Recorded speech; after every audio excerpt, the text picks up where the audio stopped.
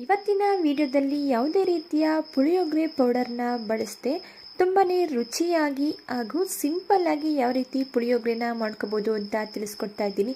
ಬನ್ನಿ, ತುಂಬಾ ಟೇಸ್ಟಿಯಾಗಿರುವಂತಹ ಪುಳಿಯೋಗರೆನ ಯಾವ ರೀತಿ ಮಾಡೋದು ಅಂತ ನೋಡ್ಕೊಳ್ಳೋಣ. ಯಾರೆಲ್ಲ ಹೊಸದಾಗಿ ನನ್ನ ಚಾನಲ್ನ ನೋಡ್ತಾ ಇದ್ದೀರಾ, ದಯವಿಟ್ಟು ಚಾನಲ್ನ ಸಬ್ಸ್ಕ್ರೈಬ್ ಮಾಡ್ಕೊಂಡು ನೋಡಿ.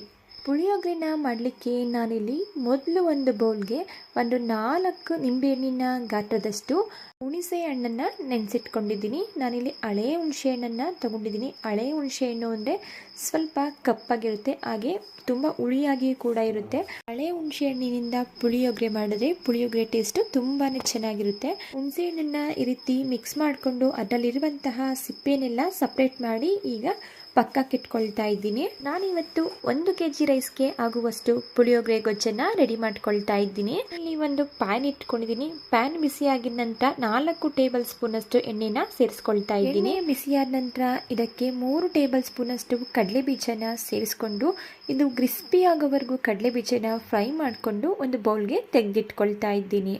ಕಡಲೆ ಬೀಜನ ಫ್ರೈ ಮಾಡ್ಕೋಬೇಕಾದ್ರೆ ಲೋ ಟು ಮೀಡಿಯಂ ಫ್ಲೇಮಲ್ಲಿ ಫ್ರೈ ಮಾಡ್ಕೋಬೇಕಾಗುತ್ತೆ.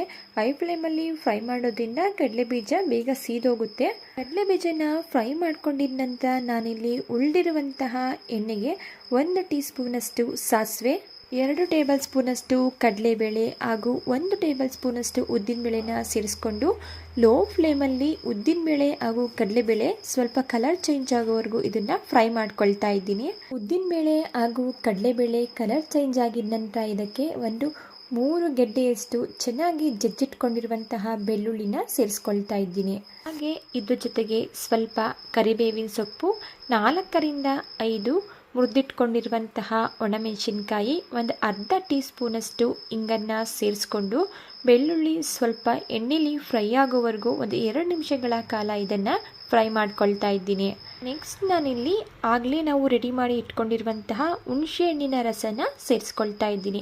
ಹುಣಸೆ ಹಣ್ಣಿನ ರಸನ ಸೇರಿಸ್ಕೊಂಡಿದ ನಂತರ ರುಚಿಗೆ ತಕ್ಕಷ್ಟು ಉಪ್ಪು ಹಾಗೂ 1 ಟೇಬಲ್ ಸ್ಪೂನ್ ಅಷ್ಟು ಬೆಲ್ಲನ ಸೇರಿಸ್ಕೊಂಡು ಮಿಕ್ಸ್ ಮಾಡ್ಕೊಳ್ತಾ ಇದ್ದೀನಿ. ನೋಡಿ, ನಾವಿಲ್ಲಿ ಹುಣಸೆ ಹಣ್ಣಿನ ರಸನ ಏನು ಸೇರಿಸಿದ್ದೀವಿ ಅದು ಸ್ವಲ್ಪ ಕುದ್ದು ಗಟ್ಟಿ ಆಗಬೇಕು, ಅಲ್ಲಿವರೆಗೂ ಇದನ್ನು ಕುದಿಸ್ಕೊಳ್ತಾ ಇದ್ದೀನಿ.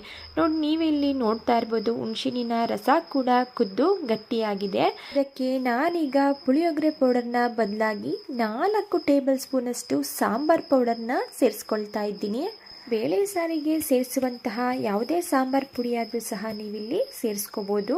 ಹೋಮ್ ಮೇಡ್ ಸಾಂಬಾರ್ ಪೌಡರ್ನ ಸೇರಿಸ್ಕೊಳ್ತಾ ಇದ್ದೀನಿ. ಸಾಂಬಾರ್ ಪೌಡರ್ನ ಮಿಕ್ಸ್ ಮಾಡ್ಕೊಂಡಿದ ನಂತರ ಹುಣಸೆ ಹುಳಿ ಜೊತೆ ಚೆನ್ನಾಗಿ ಹೊಂದ್ಕೊಳ್ಳೋ ರೀತಿ ಇದನ್ನು ಮಿಕ್ಸ್ ಮಾಡ್ಕೊಳ್ತಾ ಇದ್ದೀನಿ. ನಾನಿವತ್ತು ಸಾಂಬಾರ್ ಪೌಡರ್ನ ಬಳಸ್ಕೊಂಡು ಪುಳಿಯೋಗರೆ ಗೊಜ್ಜನ್ನ ರೆಡಿ ಮಾಡ್ತಾ ಇದ್ದೀನಿ. ನಾವು ನಾರ್ಮಲ್ ಆಗಿ ಪುಳಿಯೋಗರೆ ಪೌಡರ್ನ ಯೂಸ್ ಮಾಡ್ತೀವಲ್ಲ, ಆ ಪುಳಿಯೋಗರೆಗಿಂತ ಈ ಪುಳಿಯೋಗರೆ ಗೊಜ್ಜು ತುಂಬ ಚೆನ್ನಾಗಿರುತ್ತೆ. ಮಿಕ್ಸ್ ಮಾಡದೆ ಒಂದ್ಸಲ ಟ್ರೈ ಮಾಡಿ ನೋಡಿ.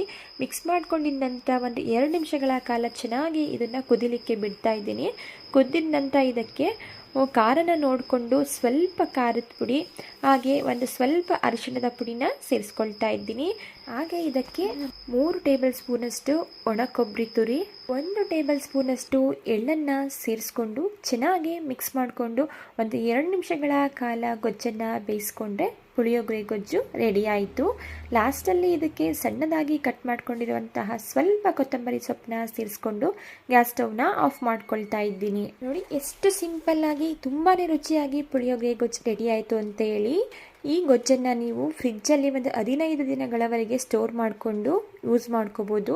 ನಂತರ ನಾನಿಲ್ಲಿ ಒಂದು ಅರ್ಧ kg ಆಗೋಷ್ಟು ರೈಸನ್ನು ಈ ರೀತಿ ಉದುದ್ರಾಗಿ ಮಾಡಿಟ್ಕೊಂಡಿದ್ದೀನಿ.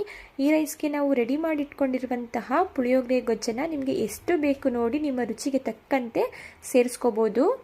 ಪುಳಿಯೋಗರೆ ಗೊಜ್ಜನ್ನು ಸೇರಿಸಿದ ನಂತರ ನಾನಿಲ್ಲಿ ಕೈಯಿಂದಲೇ ನೀಟಾಗಿ ಮಿಕ್ಸ್ ಮಾಡ್ಕೊಳ್ತಾ ಇದ್ದೀನಿ.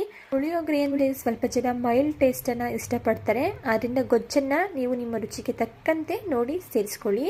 ನೋಡಿ, ನಾನೀಗ ಗೊಜ್ಜನ್ನು ಸೇರಿಸ್ಕೊಂಡು ಅನ್ನದ ಜೊತೆ ನೀಟಾಗಿ ಮಿಕ್ಸ್ ಮಾಡ್ಕೊಂಡಿದ್ದೀನಿ. ನಂತರ ಇಲ್ಲಿ ಫ್ರೈ ಮಾಡಿ ಇಟ್ಕೊಂಡಿರುವಂತಹ ಕಡಲೆ ಬೀಜನ ಸೇರಿಸ್ಕೊಂಡು ಮತ್ತೊಮ್ಮೆ ನೀಟಾಗಿ ಮಿಕ್ಸ್ ಮಾಡ್ಕೊಳ್ತಾ ಇದ್ದೀನಿ.